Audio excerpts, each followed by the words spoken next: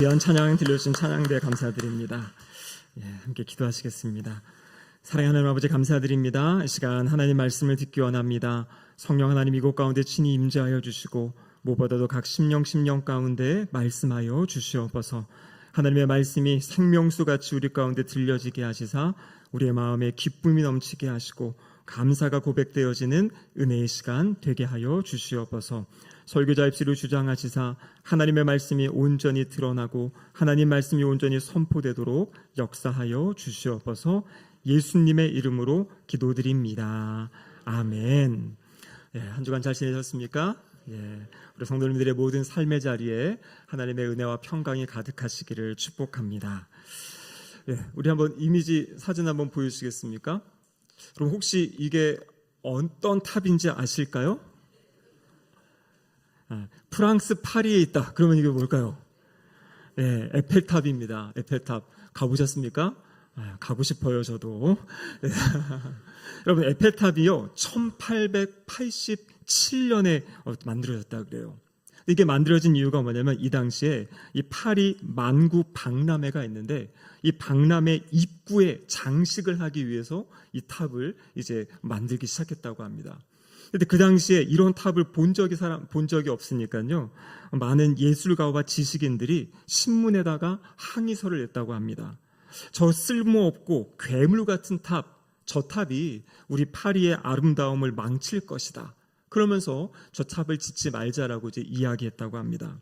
원래 저 탑이 만들어질 때에는 20년간 운영권을 받아서 20년이 지나면 이제 철거해야 되는 그러한 상황이었다 그래요. 근데 여러분, 몇 차례 철거의 고비를 넘긴 에펠탑. 여러분, 지금은 파리 하면은 어떻게 하죠? 에펠탑이 아주 대표적인 파리의 상징이 되었습니다. 그러니까 일부 사람들은 쓸모없다고 밀어내려고 했던 그것이 한 도시의 얼굴이 된 그러한 모습입니다. 이처럼 여러분, 사람들의 판단은요, 이것이 달라질 수 있는 것이에요. 사람들 생각에는 정말 쓸모없다고 버렸는데 버리고 나니까 나중에 이것이 귀한 것이었구나 라고 안타까워하는 경우도 있고요. 이것이 정말 소중한 것이다, 중요한 것이다고 아주 붙잡았는데 나중에 보니까 전혀 쓸모없는 것, 그것이 바로 우리가 살 때 많이 경험하는 것 아닙니까? 근데 여러분, 세상에 보면요, 사람이 판단해서 결정하는 일들이 있고 하나님께서 판단하셔서 결정하신 일들이 있어요. 여러분, 결국에 무엇이 옳고 무엇이 마지막까지 남겠습니까? 하나님의 결정, 하나님의 판단이라는 겁니다. 오늘 시편 118편은 사람들이 버린 돌, 근데 하나님께서 그 돌을 가져다가 하나님의 아주 놀라운 일을 행하시는 그러한 말씀을 기록하고 있습니다.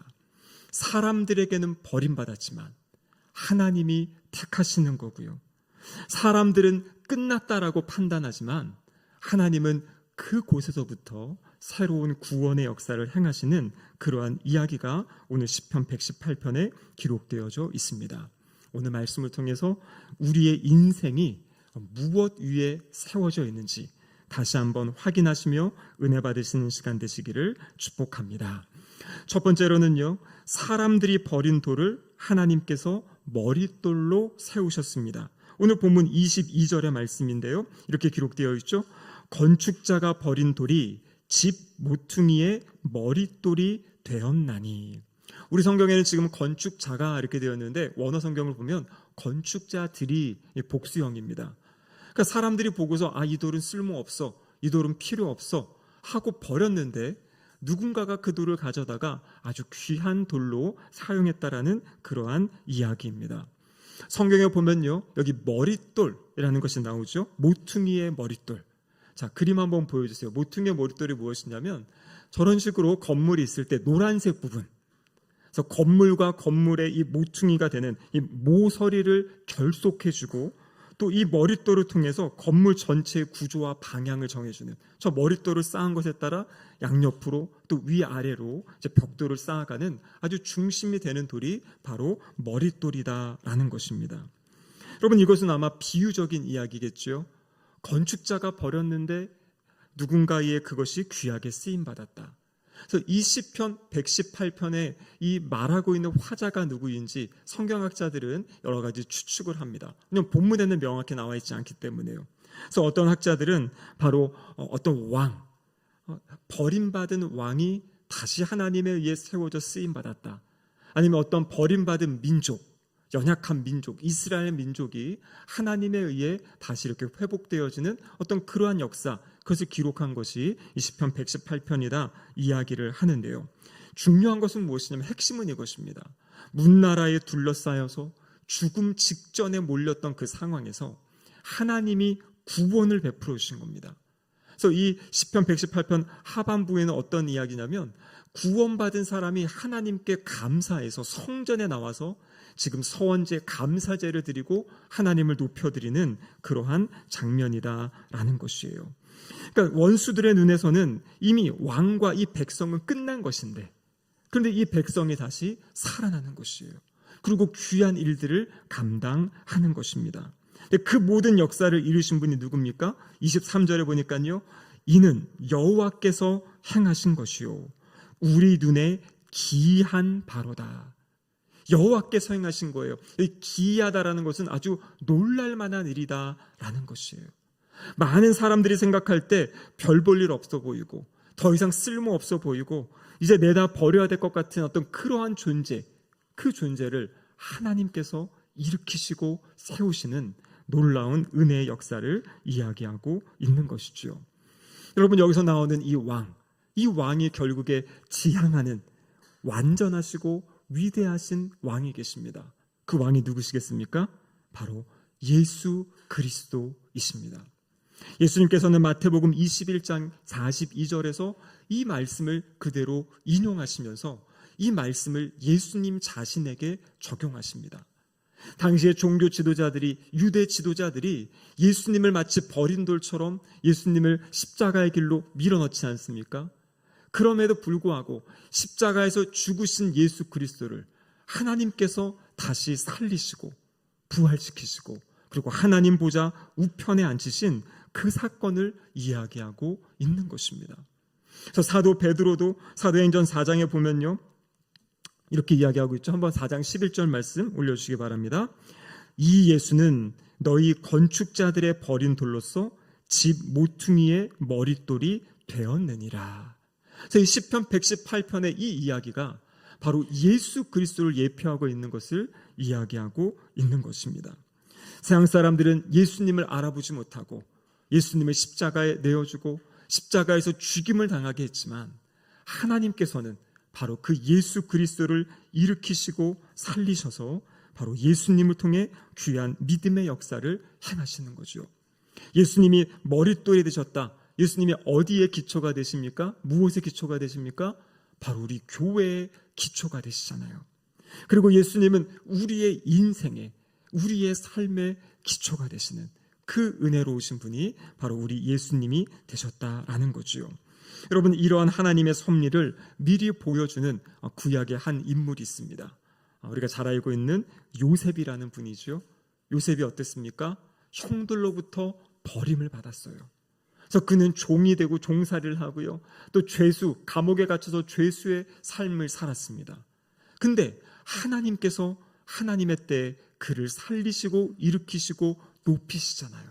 그래서 그가 애굽의 총리가 되고요, 그의 가족을 구원하고 흉년 가운데 애굽 땅과 그 주변 땅을 살리는 귀한 사람으로 세워지게 됩니다.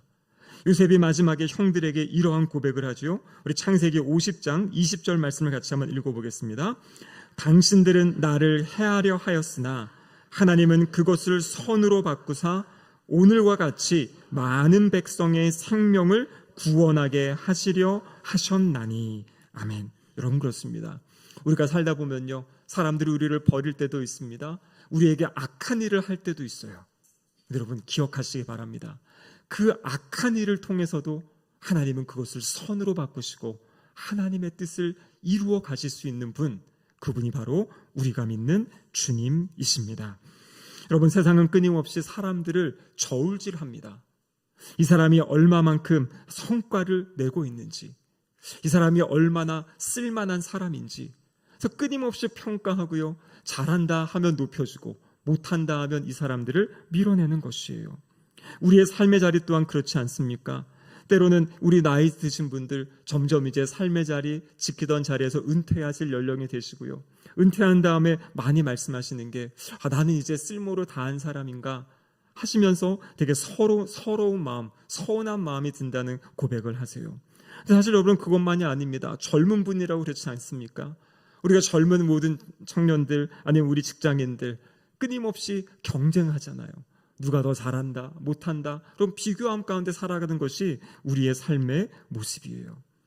근데 그 안에서 우리는 난 연약하구나, 나는 부족하구나, 또 때로 나는 잘 안 되나 보구나 하는 그런 마음이 들 때가 있습니다.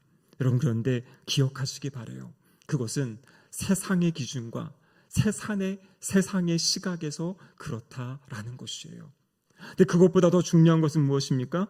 바로 하나님의 시선, 하나님의 시각. 여러분 그것을 우리는 기억할 수 있어야 됩니다. 여러분 베드로전서 2장 4절과 5절에 보면 이렇게 말씀이 기록되어 있습니다. 같이 한번 읽어보겠습니다. 사람에게는 버림바가 되었으나 하나님께는 택하심을 입은 보배로운 산돌이신 예수께 나아가 너희도 산돌과 같이 신령한 집으로 세워지고. 아멘. 여러분 이 말씀의 1차적인 적용, 가장 중요한 적용은 바로 예수 그리스도를 지금 예표하고 있는 거라고 그랬죠. 그래서 예수님이 바로 보배로운 산돌이 되셨다. 그래서 모퉁이의 머릿돌이 되셨다. 이렇게 이야기하고 있어요. 여러분 그렇기 때문에 우리를 향해서 너희가 모퉁이가 머릿돌이 될 것이다. 이 이야기는 아니에요. 왜냐하면 베드로전서 방금 읽은 2장 5절에 보면 거기서 약속은 무엇이냐면 예수님이 살아계신 그 돌로 모퉁이돌이 되셨고요. 우리도 역시 산돌같이 너 신령한 집으로 세워진다 이렇게 말씀하시는 거예요. 그럼 이게 무슨 말입니까? 산돌이라는 것은 살아있는 돌이라는 것이에요. 예수 그리스도께서 하나님이 교회의 머릿돌로 세워주셨고요. 그 위에 여기 있는 저와 우리 모든 성도님 한 분 한 분을 하나님이 선택하시고 부르셔서 예수 그리스도의 머릿돌 위에 우리를 하나하나 돌로 세워가시고 계신다라는 것이에요. 여러분 세상에서는 우리가 별 볼 일 없는 사람으로 보여질 수 있습니다. 무시당할 수 있어요. 하지만 하나님의 시선에서는 여기 있는 한 분 한 분이 너무나 소중한 분들입니다. 얼마나 소중하면 하나님의 집, 신령한 집을 짓는 그 돌로 우리를 불러주시고 세우셨다라는 것이에요. 나의 어떠한 쓸모, 여러분 이것이 중요한 것이 아니라 하나님이 우리를 선택하셨고 하나님이 우리를 부르셨고 하나님이 우리를 통해서 하나님의 일을 행하기 원하신다라는 것이에요.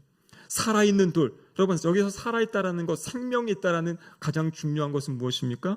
바로 이것은 하나님으로부터 예수 그리스도의 생명을 받아서 바로 하나님과 살아있는 관계를 맺고 살아가는 존재가 되었다라는 것이에요. 여러분 세상에 그 어떤 사람들, 어떠한 위대하고 높고 유명한 사람들과의 관계가 중요한 것이 아니라 우리를 창조하시고 세상을 다스리고 계신 하나님과의 그 생명력 있는 관계, 살아있는 관계를 가지고 살아가는 사람들, 그들이 바로 하나님이 부르신 성도들이다라는 것이에요. 여러분 그렇기 때문에 우리가 듣는 때로는 내가 버림받았나? 이제 나의 모든 쓸모를 다했나? 여러분 결코 그렇지 않습니다. 하나님 나라에 있어서는요, 우리가 이 세상을 떠나기 전까지 하나님께 쓸모 있는 사람으로 쓰임받으며 살아갈 수 있어요. 하나님 나라를 위해 하나님의 뜻을 위해 살아가는 삶은 결코 이 땅에서 은퇴도 없고 끝나는 것이 없어요. 우리가 죽기 전까지. 그럼 우리 마지막 어르신들이 할 수 있는 가장 좋은 것이 무엇입니까? 제가 아는 목사님은요, 마지막 교회의 꿈이 무엇이었냐면 교회 안에 실버타운 같은 걸 만들어가지고 교회 은퇴하신 장로님, 권사님들, 다 은퇴하신 성도님들을 그곳에 살게 하시면서 매일 예배드리고, 그리고 맡겨드리는 사역이 있어요. 그게 뭐냐면 중보기도 사역, 기도문 같은 거를 드려서 계속 모여서 같이 기도하고, 그래서 마지막 삶까지 하나님 나라를 위해 헌신하며 살게 하겠다는 어떤 그런 꿈을 가지고 지금 사역하고 계신 목사님이 계시는데요. 여러분 그렇습니다. 우리는 마지막까지 하나님이 불러주셨기 때문에 하나님 나라를 위해서 귀하게 쓰임받으며 살아갈 수 있는 복된 존재들이다 라는 것이 오늘 우리 말씀을 통해 우리에게 주시는 이야기입니다. 고린도전서 3장 11절에 보면요, 교회의 기초, 교회의 터가 바로 예수 그리스도다 이렇게 말씀하세요. 그렇기 때문에 주님의 교회는 결코 흔들리지 않고 날마다 세워져 갈 수 있는 거죠. 그런데 우리의 삶의 기초, 우리의 삶의 터도 바로 예수 그리스도이십니다. 여러분, 상황이 흔들린다고 해서, 때로는 내가 연약해진다고 해서 우리는 넘어지거나 쓰러지지 않아요.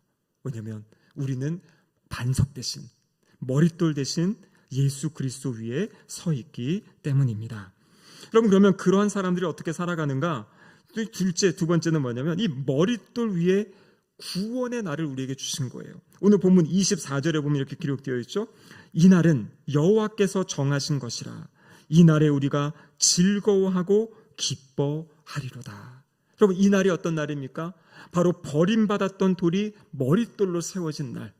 오늘 성경적으로 크게 보면요, 하나님께서 이 흑암의 권세를 깨뜨리시고 예수 그리스도를 통해 승리를 주신 그날을 경험한 사람들 어떻게 살아가는 것입니까?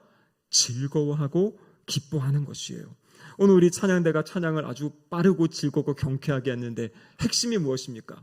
나는 기쁘고 나는 기쁘다이지 않습니까? 여러분, 우리가 주님을 믿고 산다는 것은요, 이 기쁨을 가지고 사는 것이에요. 상황 때문에, 환경 때문에 그것이 아니라 주님이 끊임없이 주시는 그 기쁨의 마음. 내가 너와 함께한다. 내가 너를 지킨다.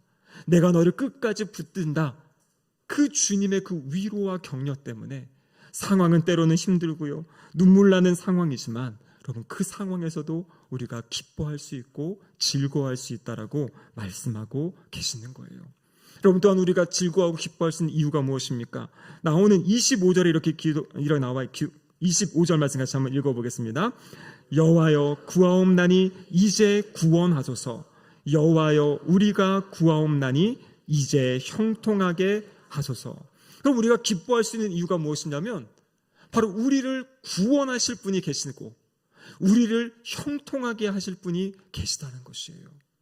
여러분, 말씀드렸죠. 이 시인의 상황은 아주 죽음에 직면한 상황에서 지금 하나님의 구원을 받고 기쁨 가운데 성전에 나와서 지금 하나님을 예배하는 사람입니다. 근데 이 사람이 지금 다시 외치는 것이 무엇이냐면 이제 구원하소서. 여러분, 이제 구원하소서, 이것이 바로 호시아나, 히브리어로 호시아나예요. 그게 뭐냐면 제발 부디 우리를 구원해 주세요.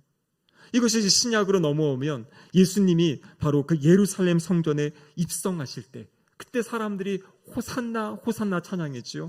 그것이 바로 이 말씀이에요. 제발 부디 우리를 구원하소서. 여러분, 지금 구원받은 사람이 나와서 또 이 기도를 하는 겁니다. 왜 그렇습니까? 우리의 인생에 끊임없이 찾아오는 어려움과 문제들이 있잖아요. 그런데 우리는 그 문제를 가지고 주님 앞에 나아가서 구원해달라고 기도할 수 있는 존재. 이미 우리의 영혼, 우리는 언제 죽더라도 하나님의 나라 천국에 갈 수 있는 그 예수 그리스도를 통한 구원의 확신이 있죠. 이 땅을 살아갈 때 만나는 문제 가운데서도 우리를 구원하소서, 우리를 구원하소서. 여러분, 오늘 이 기도는요, 우리를 구원하소서를 넘어서지 어떻게 합니까? 이제 형통하게 하소서, 형통하게 하소서. 여러분, 이것을 붙잡고 기도하시기를 바랍니다. 여러분, 나의 삶이 평안해지는 것, 여러분 그곳에 멈추지 마시기 바라요. 하나님, 저의 삶이 평안하고 이것이 준비되었다면 이제 정말 하나님 형통하게 해주세요. 그럼 여기서 말하는 형통의 의미가 무엇입니까? 성경에서 말하는 형통, 성공, 여러분 그것은 내 뜻을 이루며 살아가는 것을 이야기하는 것이 아니에요. 하나님이 우리를 부르시고 우리에게 각자에게 주신 사명이 있습니다. 소명이 있습니다. 그 사명과 소명을 이루며 살아가는 삶이 바로 형통한 삶이에요.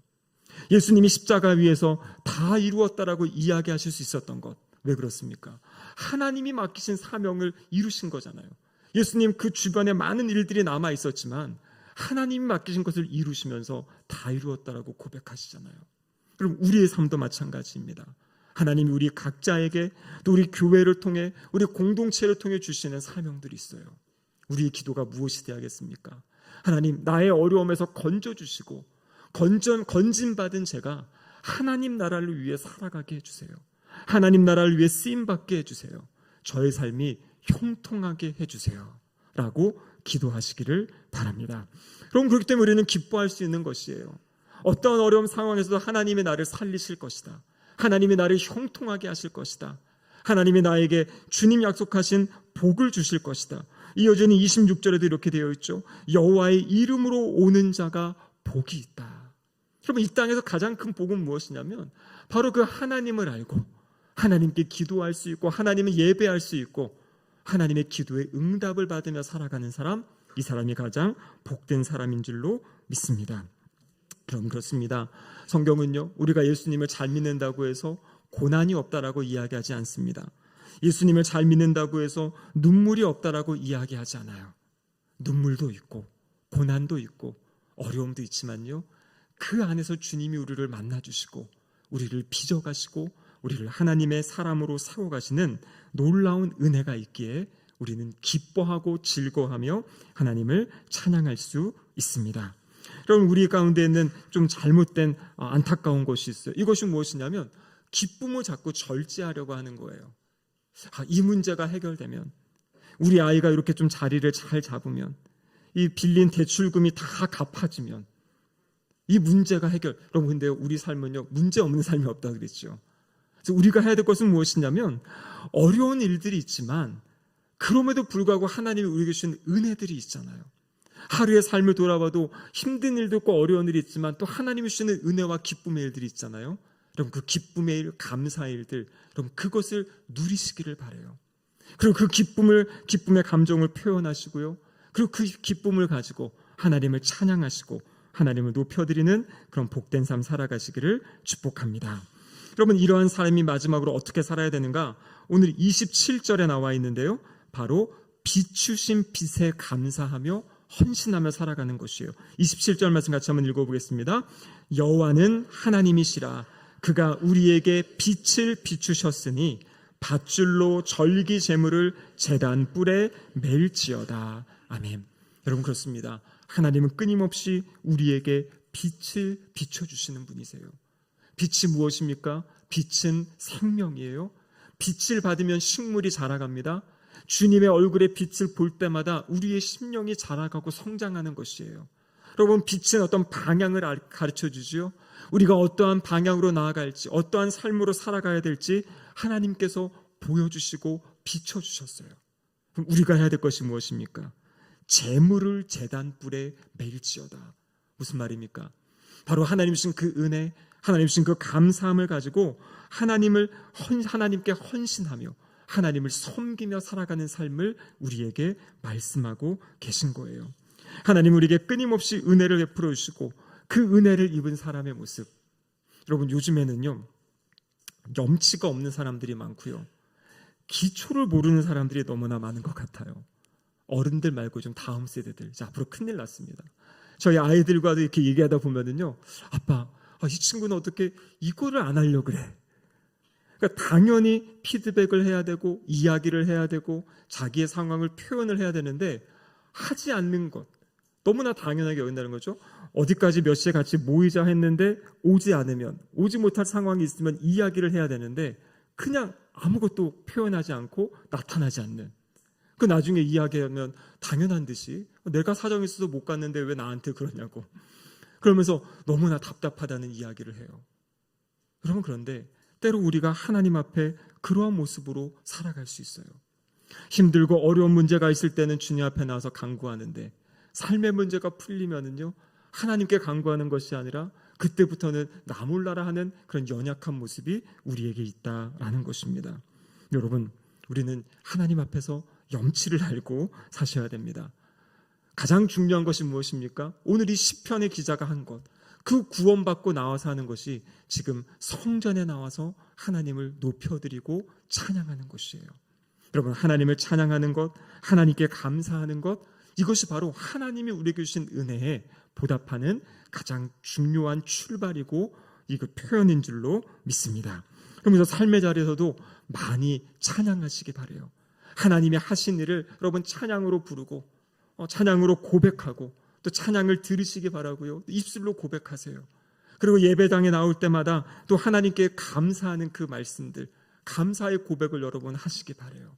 그리고 아까 말씀드린 것처럼 우리 모두 산 돌로 하나님의 집, 신령한 집, 우리를 통해서 세워가시겠다고 하셨잖아요. 하나님이 나를 이 교회에 보내신 이유가 무엇인가? 나의 개인적인 신앙뿐만 아니라 우리 신길동 교회 안에서 하나님이 나에게 맡기신 일은 무엇일까? 나는 어떠한 역할을 통해서 우리 교회를 세워가는데 내가 함께 해야 되는 것인가? 여러분 기도하세요. 그럼 하나님께서 가르쳐 주십니다. 그리고 우리의 삶을 그 든든한 예수 그리스도의 기초 위에서 세워가게 하시는 분, 그분이 바로 우리 주님이신 줄로 믿습니다.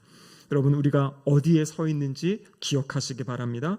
우리는 나의 능력을 의지하며 살아가는 사람도 아니고 다른 사람들의 인정을 받고 그것에 만족하며 살아가는 사람이 아니라 반석 되시고 머릿돌 대신 예수 그리스도, 그분 위에서 그분과 함께 살아가는 아름다운 존재임을 기억하시기를 주님의 이름으로 축복합니다. 아멘. 기도하시겠습니다. 하나님 아버지 감사드립니다. 버림받았던 저희들을 예수 그리스도의 십자가의 사랑과 은혜로 구원하여 주시고 귀한 산돌로 불러주심에 감사드립니다. 주님, 날마다 우리가 어떠한 귀한 존재인지를 기억하게 하시고 그것을 또 드러내며 증거하며 살아가는 하나님의 귀한 사람들 될 수 있도록 역사하여 주시옵소서. 예수님의 이름으로 기도드립니다. 아멘.